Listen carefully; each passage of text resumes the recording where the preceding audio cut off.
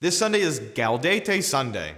The name of Gaudete Sunday comes from the very first line of the entrance antiphon for Mass. Rejoice!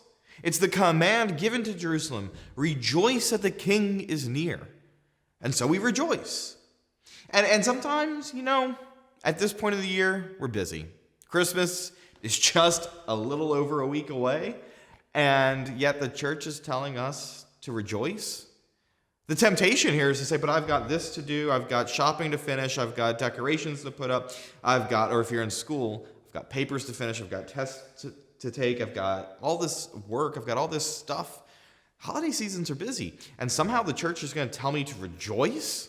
What is there to rejoice? We're not there yet, we're still getting ready. Well, we rejoice that Christ is already near to us.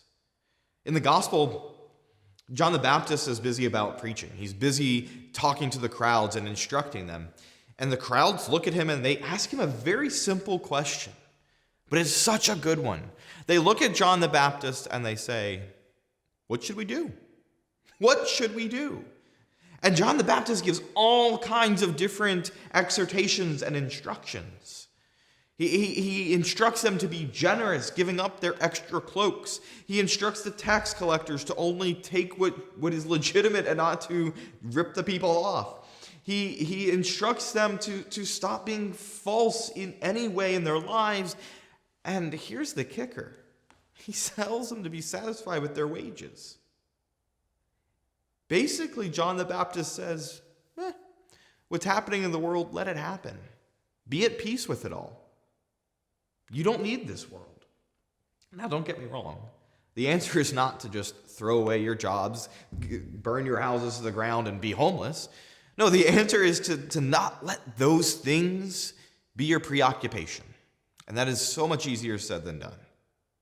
It's really easier said than done to not be preoccupied with the things of the world, with my security, with my comfort. But the reality is that there's something greater coming.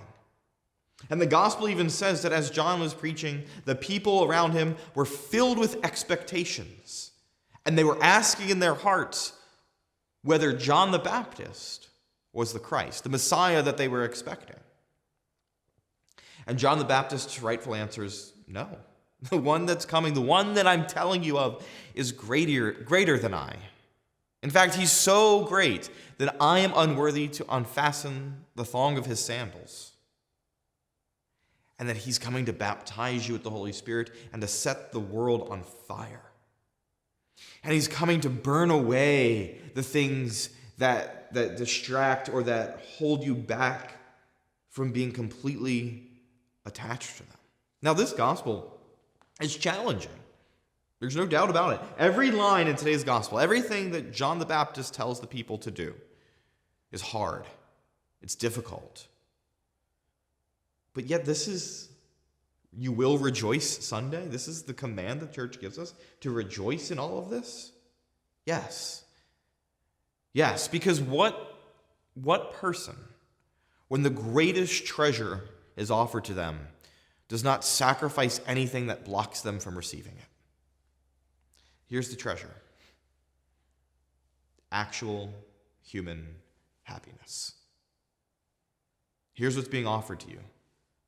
Jesus, who saves us, who redeems us. Here's what's being offered to you. That the yearning of your heart will not only be somewhat met, but totally satisfied. Rejoice. You've been called into a relationship with God. Rejoice. You've been given the way to meet him. Rejoice because he's near to you. Rejoice. The Lord is near.